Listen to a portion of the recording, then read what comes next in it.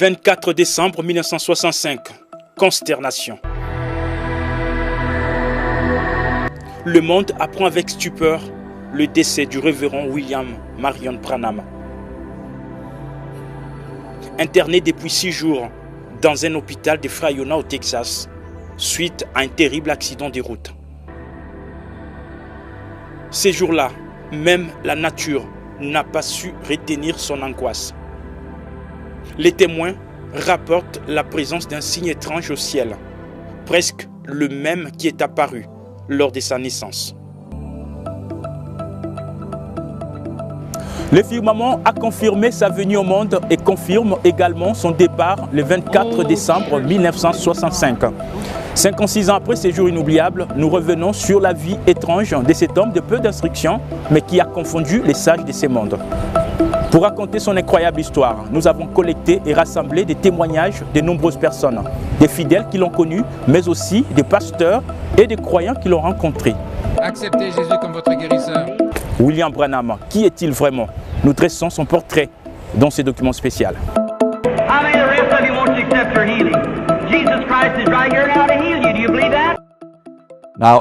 Maintenant, si vous avez déjà entendu parler de cet homme, William Branham,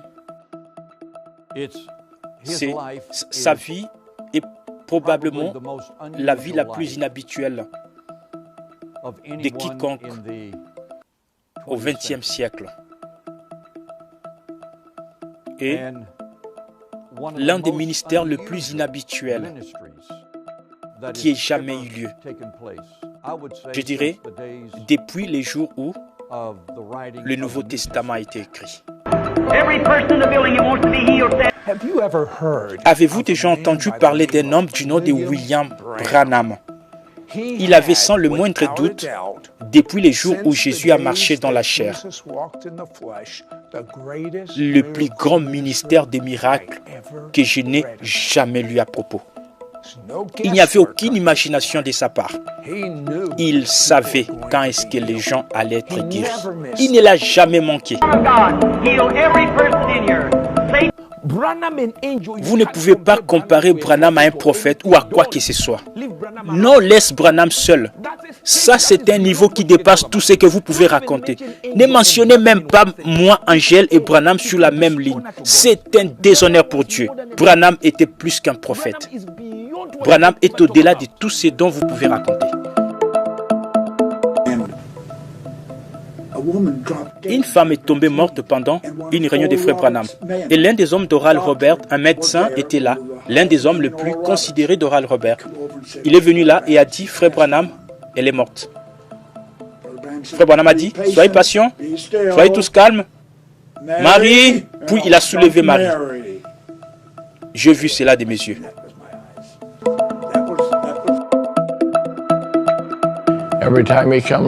À chaque fois que cet ange venait, que ce soit à l'église ou dans la vie en famille, à la maison, c'était une atmosphère distincte de la personne du Seigneur Jésus-Christ.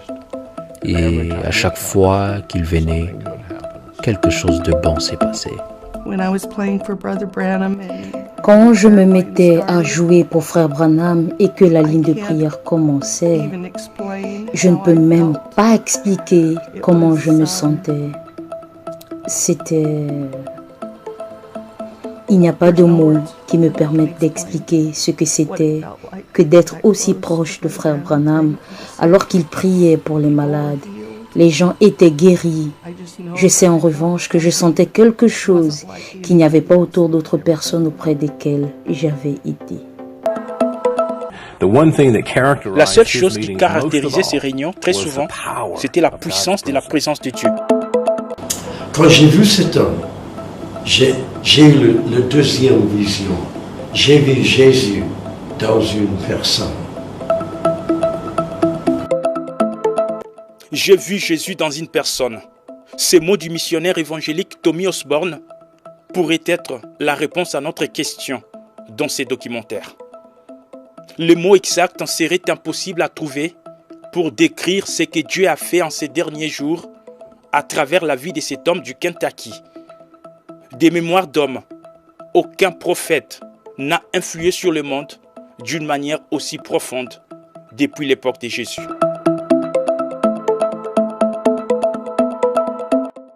De sa cabane en rondin au Branham Tabernacle de Jeffersonville, de son enfance pauvre au Kentucky jusqu'à Amarillo au Texas, où le Seigneur l'a repris. Voici l'histoire de William Branham, l'homme à la vie surnaturelle.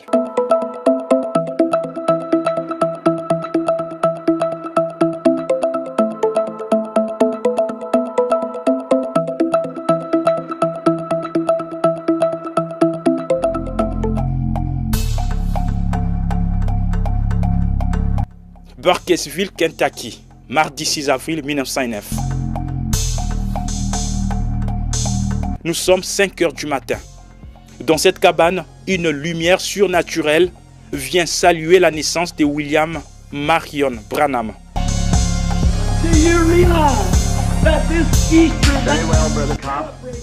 Je suis né dans l'est du Kentucky, dans une cabane en rondin. Mes parents n'étaient pas portés sur la religion et n'allaient pas à l'église. Mais ils ont dit qu'au moment de ma naissance, une lumière est entrée dans la chambre et s'est tenue au-dessus de moi. Cette lumière entrée dans la chambre n'était pas le seul signe aperçu lors de sa naissance. Bien au contraire, il y en avait plusieurs autres qui ont été vus ces jours-là dans le ciel du Kentucky. Ses parents, Charles et Ella Branham, à l'époque très jeunes, sont restés stupéfaits et sans mots.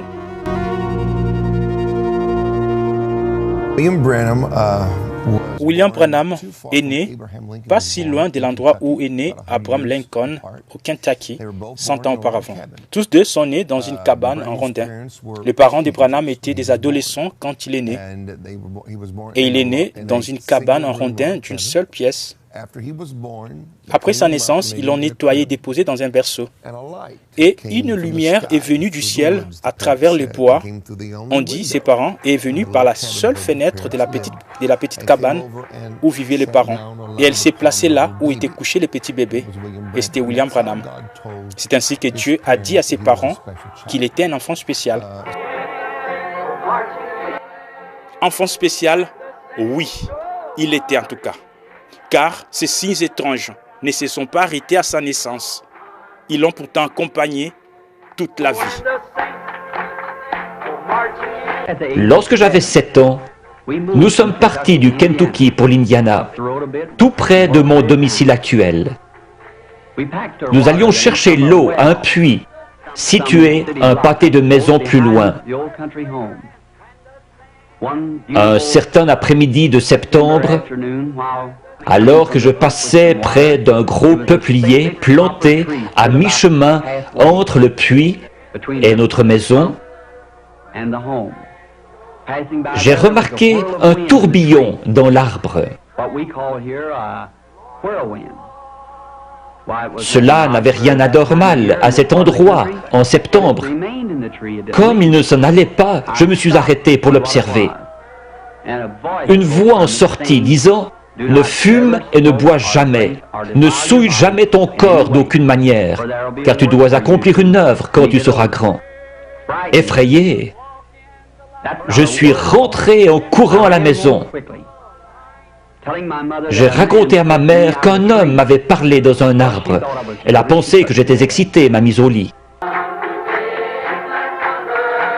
Cet homme dans un arbre lui parlera encore et davantage, jusqu'à son âge adulte, où le docteur Roy Davis de l'église baptiste va le baptiser dans l'eau, à sa demande au nom du Seigneur Jésus-Christ.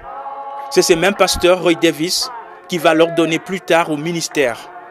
Mais très tôt, William Branham s'oppose à l'ordination des femmes prédicateurs. Pour lui, pas question. Une femme ne peut pas prendre la parole devant les hommes dans une église.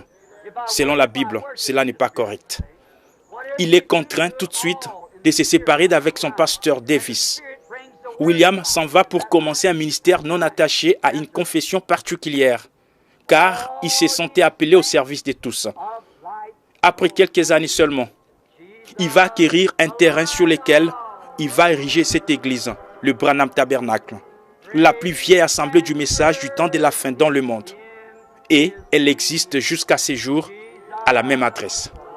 Then what do? We walk in the light, beautiful light. C'est en juin 1933 que William Branham lance sa première campagne d'évangélisation. La série des réunions s'achève dimanche 11 juin par un service de baptême devant plus de 3000 personnes dans cette rivière Ohio. All ye saints of light proclaim Jesus. Ces jours-là, une lumière brillante semblable à une étoile est venue se poser sur William Branham pendant que celui-ci baptisait la 17e personne. Et de là, une voix s'est fait entendre, disant de même que Jean-Baptiste a été envoyé comme précurseur de la première venue de Christ, ainsi tu es envoyé avec un message pour préparer ma seconde venue.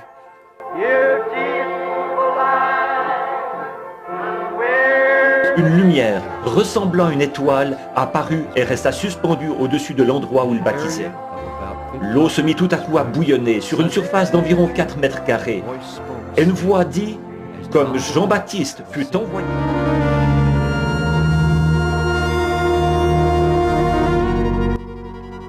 Plus tard, à 37 ans, William Branham rencontre l'ange du Seigneur exactement dans cet endroit, quelque peu méconnaissable aujourd'hui. L'endroit est situé au nord de sa maison de Jeffersonville, Indiana. Ceci demeurera l'une des plus glorieuses expériences de son ministère.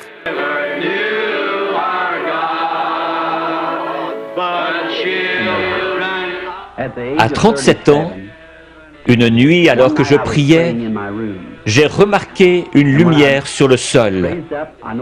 Elle provenait de la colonne de feu située juste au-dessus.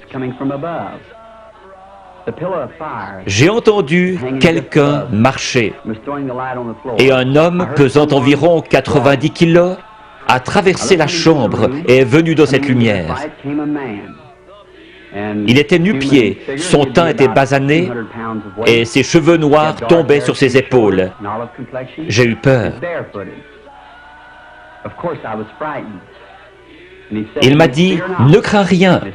J'ai reconnu alors que c'était la même voix que celle qui m'avait toujours parlé. Mais c'était la première fois que je le voyais sous une forme humaine. Il a dit « Je suis envoyé de la présence de Dieu pour te dire que tu vas devoir prier pour les malades. De grands signes et prodiges accompagneront ton ministère et tu prieras pour des rois, etc. » J'ai dit « Je suis pauvre et sans instruction. Je ne serai pas capable de faire ce travail. » Il m'a dit que de même que Moïse reçut 2 signes pour confirmer son ministère, de même j'en recevrai 2. L'un serait les miracles en priant pour les malades et l'autre serait de connaître les secrets des cœurs. Connaître les secrets de cœur, ce sera la plus grande caractéristique de son ministère prophétique.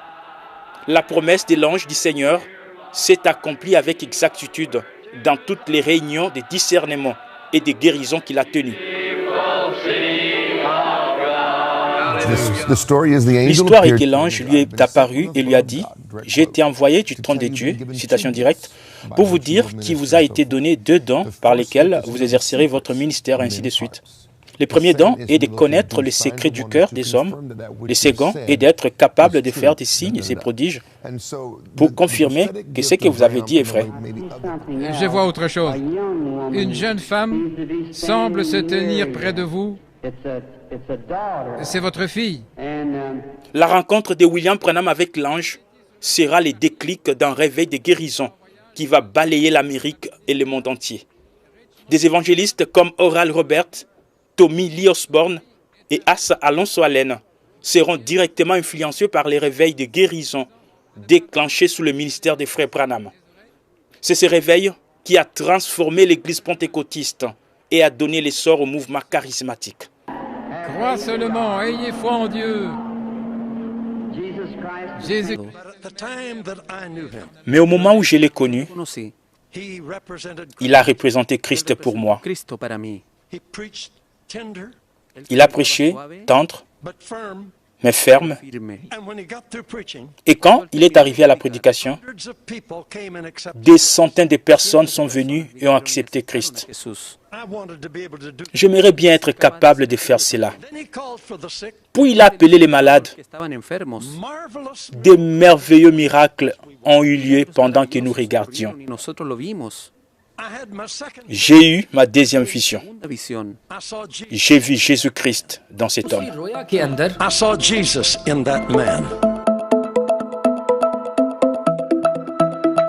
Le ministère des frères Branham a marqué le commencement du plus grand déversement du Saint-Esprit depuis les jours de la Pentecôte. Des centaines de milliers de personnes ont assisté aux campagnes des frères Branham. Des milliers ont été guéris au nom du Seigneur Jésus-Christ. Aussi, croyez-vous que je suis son prophète? J'avais été à l'église toute ma vie, mais je savais qu'il y avait quelque chose de différent dans cette réunion. Lorsque cet homme s'est levé et est venu au micro pour donner son sermon, ce n'était pas un sermon dynamique, il s'est juste adressé à la foule.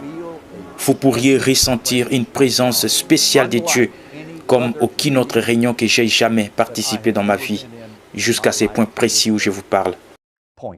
Puissant, qui a créé les cieux et la terre, je demande maintenant que toute puissance du démon soit brisée.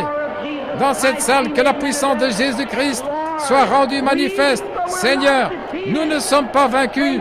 Satan, je t'adjure, au nom du Seigneur Jésus-Christ, sors de ces gens. Levez-vous de vos fauteuils roulants, vous qui êtes estropiés. Donnez-lui la louange, chacun de vous. C'est ça la chose. Frère Branham, c'est ça la chose. Frère Branham, quand vous connaissez la vie de l'homme, c'est là que vous dites, attendez, une minute. Est-ce que vous m'entendez? Vous, quand vous connaissez la vie de l'homme et la grâce que Dieu a mise sur Frère Branham, c'est à ce moment-là que vous saurez. Si l'un de mes fidèles veut vivre longtemps, ne me comparez plus jamais à cet homme. Jamais. Et jamais encore. Alors, j'ai branché la vidéo et au moment où j'ai vu cet homme commencer son ministère, jusqu'à quelques mois seulement avant, je n'ai même pas su qu'il existait. Au moment où j'ai vu ce ministère, quelque chose a explosé en moi. Et le Seigneur a dit que ça, c'est le destin de votre génération.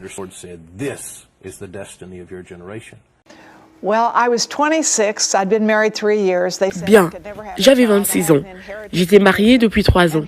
Ils ont dit que je ne pourrais jamais avoir d'enfant parce que j'avais une maladie héréditaire. Il m'a appelé du public. Bien, me voici sur l'estrade face à cet homme. Et j'ai eu l'expérience la plus inhabituelle que je ne sais pas comment décrire. Mais c'était comme une roue dans une roue, plus basse sur le sol et je pouvais la voir pendant qu'elle tournait. J'aurais aimé pouvoir l'entendre et cet homme me dit que tu n'es pas de Denver, tu n'es pas d'ici, tu es de Denver, Colorado. Tu viens d'une région boisée et tu ne peux pas avoir un bébé maintenant. Il ne t'avait jamais rencontré. Jamais, jamais. Donc il t'a juste tiré là devant le public. Et il aurait pu être, je vais dire, comment aurait-il pu savoir toutes ces choses? C'était l'Esprit de Dieu. Il a dit que tu ne peux pas avoir un bébé, mais il a dit rentre à la maison et reçois ton enfant. Et ce n'est que 10 ans plus tard que je suis tombée enceinte. Et je suis allée chez un médecin, j'ai dit, je pense que je suis enceinte. Il m'a examinée et il a dit, non, tu n'es pas enceinte, c'est impossible. Il a dit, vous n'êtes pas enceinte, vous traversez une période de changement. Alors je suis rentrée chez moi. Et il y avait de plus en plus de changements. Et je suis allée voir un autre médecin, il a dit qu'il s'agissait d'une grossesse de 5 mois et demi. Et bien sûr, vous pouvez voir Sarah dans mon programme.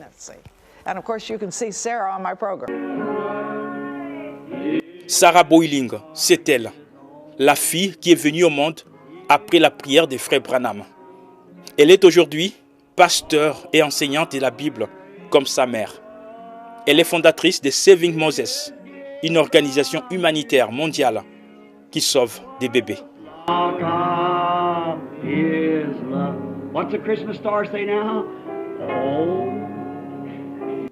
Ses frères en image s'appellent Charlie Mitchell. Il est l'homme qui a été guéri d'une tumeur gauche pendant les services de discernement de pensée, déroulés juste après la prédication. Aujourd'hui, cette écriture est accomplie. prêché le 19 février 1965. Et pendant que j'étais là-bas, et alors je baissais ma tête et ma face dans mes mains, et j'ai dit, Seigneur, si je suis un enfant de Dieu, j'ai dit, laisse que cet homme appelle mon nom. Juste à ce moment-là, je vis un homme me regarder droit en face. Loué soit le Seigneur. Et j'ai juste levé mes mains pour donner gloire à Dieu. Il m'a vu. Puis il s'est retourné vers moi. Il a dit que tu n'es pas d'ici. Tu es d'une autre ville. Et il a dit que tu es un mineur. Tu viens de Virginie. Et il a dit que tu veux te faire opérer. Il a dit, si c'est vrai, lève ta main.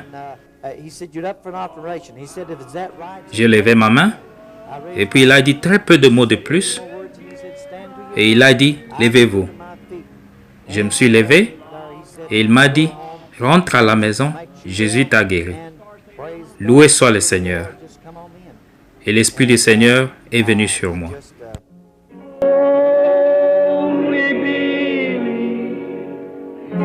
Il y a un homme assis juste ici derrière. Il souffre. Il a une tumeur au poumon gauche. Il n'est pas d'ici. Vous avez été ouvrier mineur. C'est exact, je suis totalement inconnu. Si c'est vrai, faites signe de la main. La tumeur se trouve au poumon gauche et vous devez être opéré très prochainement, c'est bien ça? Vous n'êtes pas d'ici. Vous n'êtes pas de cette ville. Vous venez de la Virginie. C'est exact. Croyez-vous que Dieu sait qui vous êtes? Monsieur Mitchell? C'est exact. Rentrez chez vous et soyez rétablis. Jésus-Christ vous guérit. Demandez à cet homme. Je ne l'ai jamais vu de ma vie. Il était assis là, en train de prier. Aujourd'hui, cette écriture.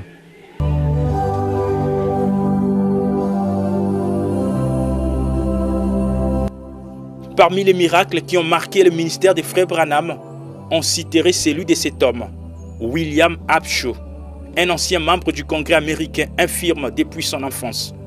Il a été guéri de son handicap et n'a plus eu besoin de fauteuils roulants, ni de béquilles, jusqu'à la fin de sa vie. Here he is, the Congressman of the United States of America that was a cripple for 66 years.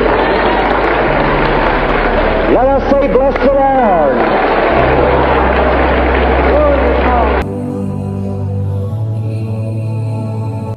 Partout, les messages du temps de la fin est prêché. On parle de cette dame, Hattie Wright. Elle est la femme qui a cru à l'un des redoutables témoignages du ministère des frères Branham sur la création des écureuils. Et en récompense, Dieu lui a donné le salut de ces deux garçons, ici dans cette photo. Tout à coup, elle a dit, Frère Branham, le plus grand désir de mon cœur, c'est le salut de mes deux garçons.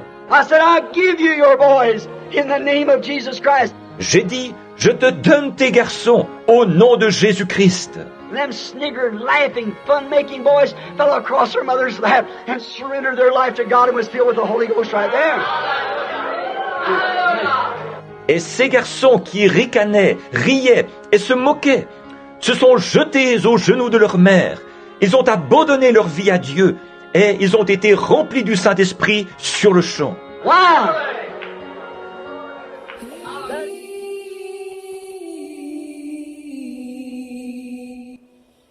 Dans cette vidéo, la sœur Rosella Griffith, son nom revient dans plusieurs prédications des frères Branham.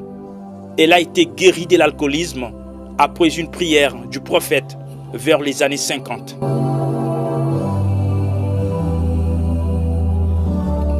De tous les collaborateurs des frères Branham, seul son fils Billy Paul a eu la grâce de voir de ses yeux cet ange de l'Éternel qui marchait avec son père.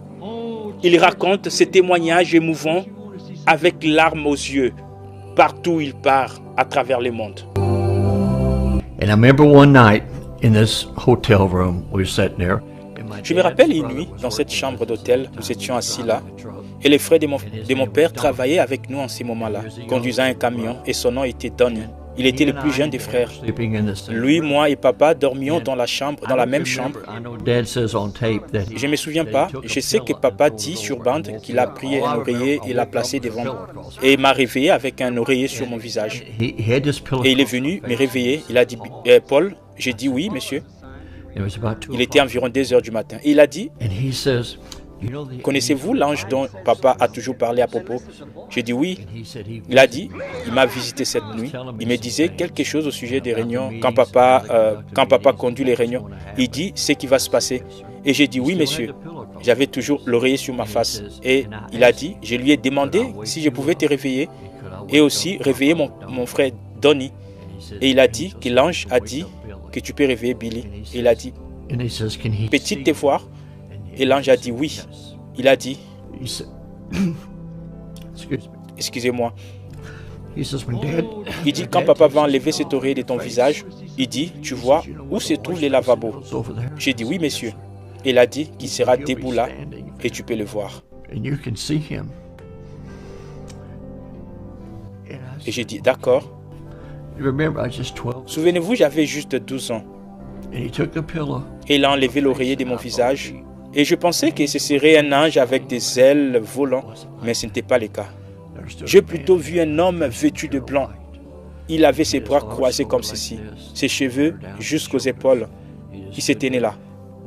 Et une chose qui m'avait étonné, il n'avait jamais dit un mot. Mais il regardait tout autour de la pièce et ses yeux étaient totalement concentrés sur mon père. À chaque mouvement, il regardait mon père et je peux revoir encore cela maintenant.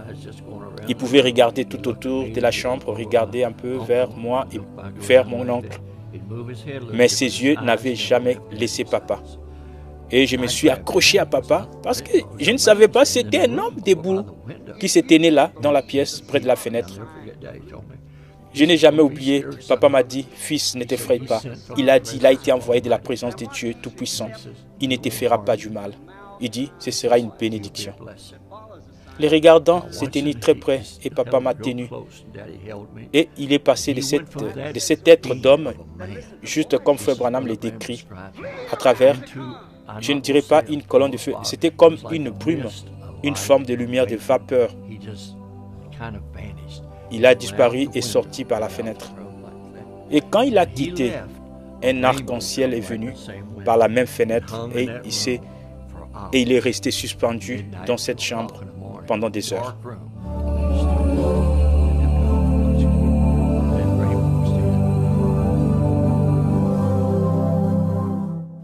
C'est cet ange du Seigneur qui a permis à Frère Branham de connaître les secrets du cœur des gens et de guérir les malades. Il s'est laissé photographier en 1950 au stade Sam Houston, au Texas. Voici la photo. Il est là sous la forme de la colonne de feu au-dessus de la tête de Frère Branham. Elle a été photographiée récemment. Vous avez vu cette photo. C'est la seule qu'on ait jamais prise d'un être surnaturel. C'est le même ange de Dieu que celui qui accompagna les enfants d'Israël depuis l'Égypte.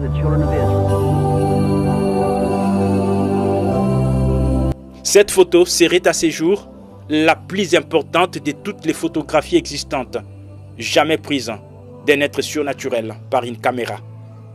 Elle est placée dans toutes les églises qui croient au message du temps de la fin. William Branham, la même chose. Il a expérimenté la 3e dimension.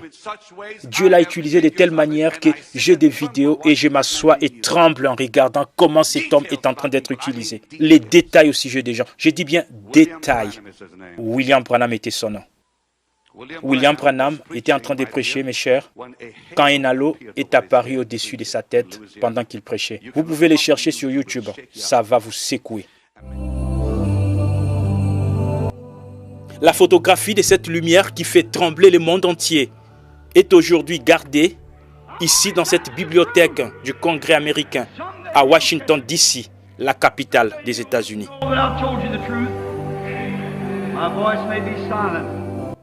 Cette femme est une fidèle croyante depuis son adolescence. Elle s'appelle Jacqueline Wheeler.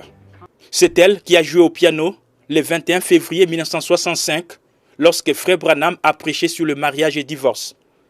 À l'époque, elle avait 14 ans. Et 50 ans plus tard, elle s'en souvient. Lorsque j'avais joué pour les réunions de mariage et divorce, il y avait une estrade. J'étais très stressée.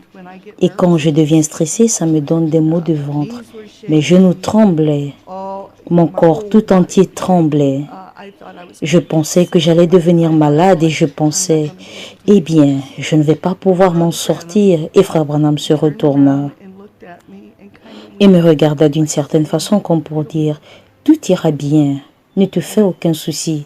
Et tout se passa bien, juste comme ça. Je fus capable d'aller au terme du service. Je n'aurais pas été capable si Frère Branham n'avait pas fait cela.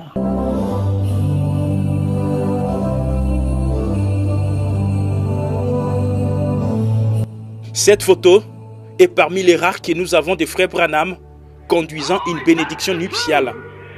Ici, c'est Billy et Charol Simpson, ce couple marié à Louisiane le 1er décembre 1963, juste avant que Frère Branham ne prêche sur un absolu. Plusieurs années après leur mariage, les voici encore ensemble. Ils se rappellent de ces jours. Je suis Frère Billy Simpson. Celle-ci, c'est ma femme, Charol. Nous sommes le couple qui s'est marié à Shreveport, en Louisiane, le 1er décembre 1963, à l'église de Frère Jack Moore, où Frère Branham a prêché l'absolu. Nous avions décidé de nous marier. Vous savez, fixer une date pour notre mariage dépendait de l'emploi du temps de Frère Branham. Il a appelé ma tante et lui a dit qu'il pouvait nous marier à Shreveport. Je vivais à Memphis à l'époque, Tennessee, et Bill vivait à Tucson en Arizona. Et il a dit qu'il pouvait nous marier ce week-end chez Frère Jacques Moore à Shreveport, en Louisiane. So we are happy for them. I see they taking their place after getting married, go right back in the auditorium of the church and sit down and listen to the sermon. We're marching to Zion. Tous ceux qui l'ont connu témoignent de son humilité, sa sincérité, ainsi que de l'atmosphère toute surnaturelle qui entourait cet homme dont la vie était marquée par une intimité continuelle avec le Seigneur. Maintenant, je réalise combien humble était cet homme. Nous avions environ 14 ou 15 ans et Frère Branham demande à des enfants. Il dit, je n'ai pas fait d'études peut-être. Il dit, je suis sûr que vous les filles sauriez comment. Il décrit la taille de cette pyramide dont il était en train de parler. Tellement humble. Je ne l'oublierai jamais. Quand nous avons fini, nous sommes retournés à la voiture, je suis entré dans la voiture et j'ai juste fermé la portière. Et je ne peux pas décrire l'atmosphère. C'était si serein et si merveilleux. L'effet secondaire de l'ensemble, la présence de cette personne. Et Frère Branham a dit qu'à chaque fois qu'il vient, quelque chose de bien arrive.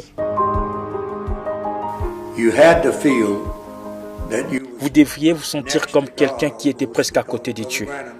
Parce que le ministère de Frère Branham était si unique. Il restait sous l'onction de Dieu jusqu'à ce que cela vous conduise presque dans la présence de Dieu. Avec lui, comme il appelait les gens sur l'estrade, disant leur nom, leurs conditions, les numéros des maisons où ils vivaient, la ville, la cité, l'état où ils venaient. C'est juste un ministère que je n'ai jamais vu ou entendu. Un ministère jamais vu ni entendu. Ces témoignages sont les mêmes pour tous ceux qui ont eu le privilège de côtoyer cet homme de William Branham.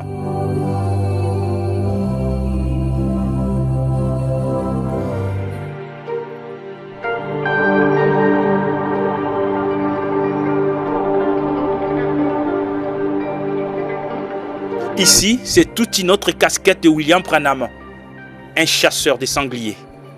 Quand il n'était pas à la chaire, c'est dans ces régions sauvages qu'on pouvait les trouver. Il aimait se divertir dans la nature, en pratiquant quelquefois la pêche ou la chasse.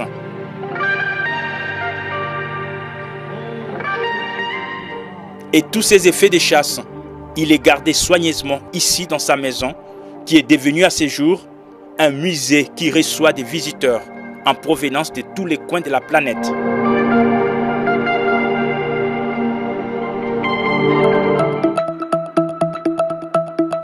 Frère Branham a, au cours de son ministère, fait le tour du monde. Il a prêché l'évangile avec abnégation partout où il a été. Il a organisé de grandes campagnes d'évangélisation dans plusieurs pays, dont notamment ici en Inde, où beaucoup d'âmes ont été converties à Christ.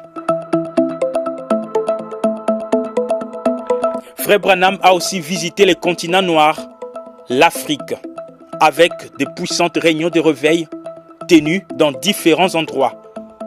Parmi les plus mémorables, on parle de celles organisées ici dans la ville de Durban, en Afrique du Sud, en 1951.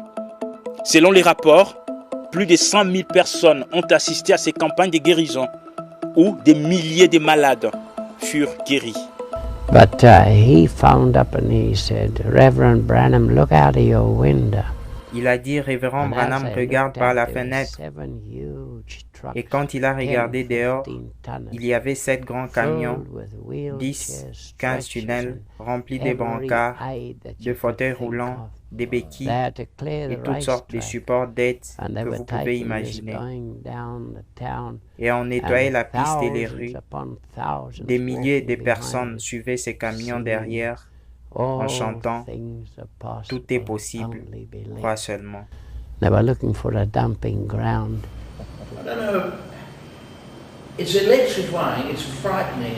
Je ne sais pas, c'était électrisant, c'était effrayant, c'était génial.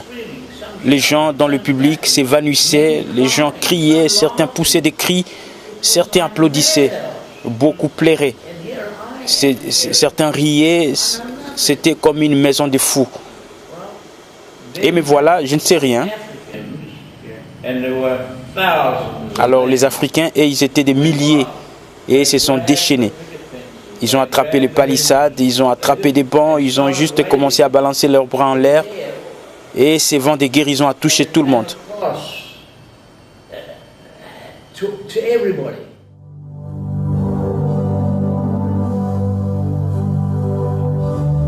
Les rapports complets de ces voyages mémorables est contenu dans ces livres.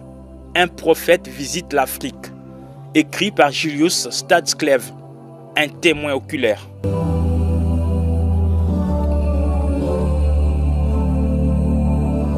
William Branham a, par la grâce divine, révélé de nombreux mystères cachés dans la Bible au cours des âges. Les baptêmes d'eau au nom du Seigneur Jésus-Christ. Les secrets sur le péché originel dans les jardins d'Éden.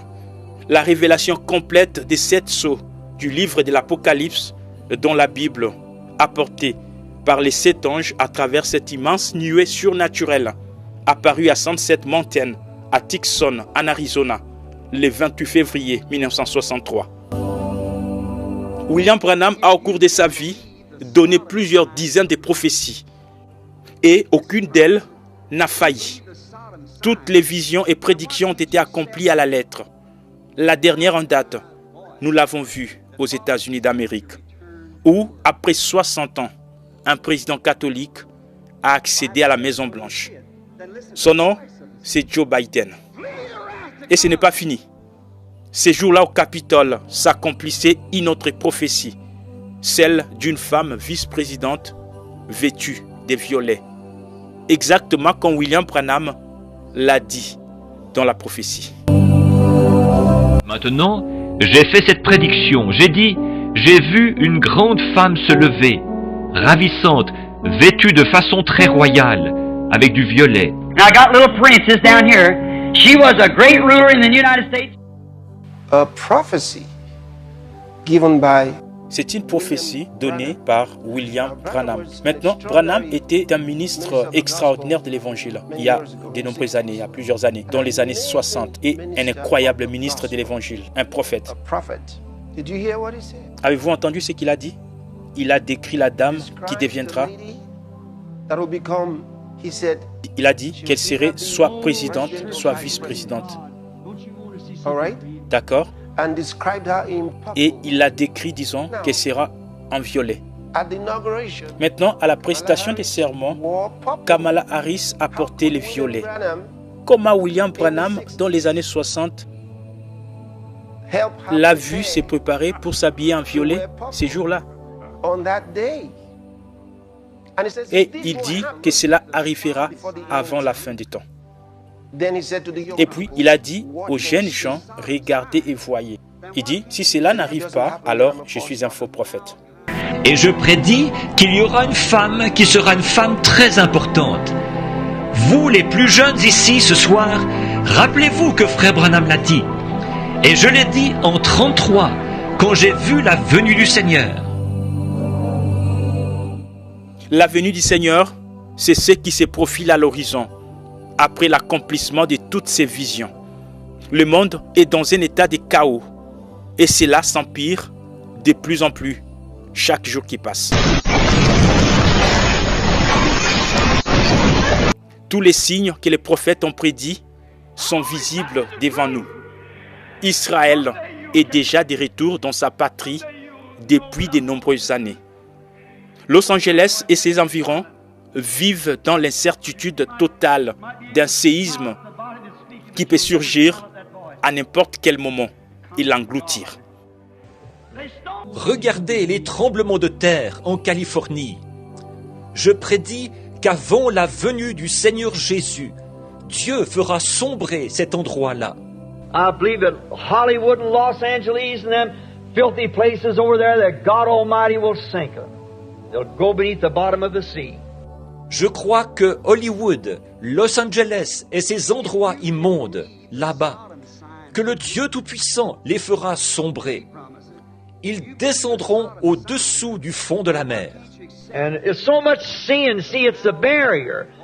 Civilization has traveled with the sun. And it started in the east going west. And now it's at the west coast. If it goes any further, it'll be back east again. So that's the barrier. Et c'est tellement rempli de péchés, voyez-vous, c'est la barrière. Oh, Church of the Living God, don't you want to see something real? Ce jour est arrivé où nous avons vu l'esprit d'Élie revenir. Il a prêché toute la Bible, mot pour mot, de la Genèse à l'Apocalypse. Le prophète de Malachie 4 est venu comme promis et il a apporté un message provenant du trône de Dieu Tout-Puissant.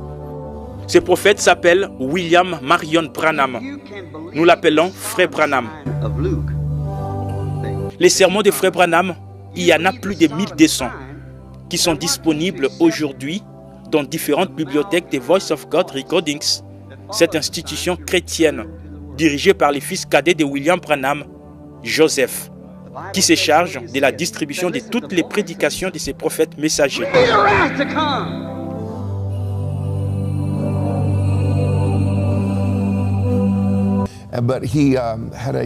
Mais il a eu une fin tragique, une mort tragique. Il a été cogné par un conducteur ivre et alors qu'il rentrait chez lui pendant la Noël. Et lui et sa femme ont été projetés contre le pare-brise. Il y avait eu une collision et sont revenus dans leur siège. Et Frère Branham a eu les os brisés, mais il était encore en vie lorsque son fils est retourné à la voiture. Sa femme était morte selon son fils. Elle ne respirait plus. Et Frère Branham a dit, mets ma main sur ta mère. Il chuchotait. Et comme son fils me l'a dit, il a pris la main de son père et l'a placée sur la jambe ou les genoux de sa mère.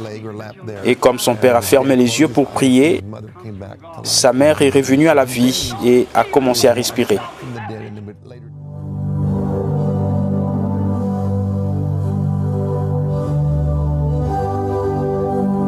C'est précisément le 24 décembre 1965.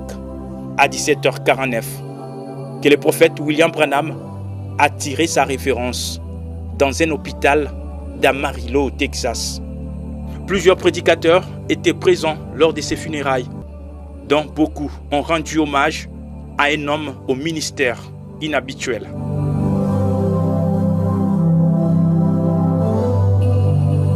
Oh.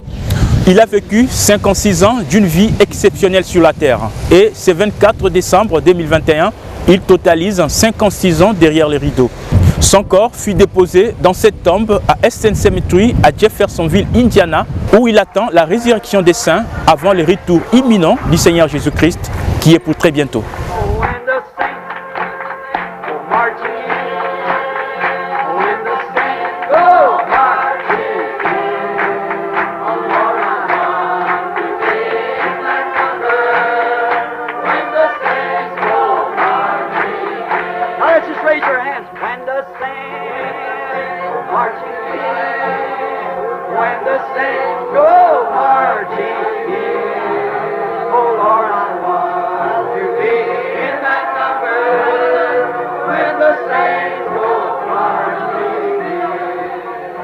When they crown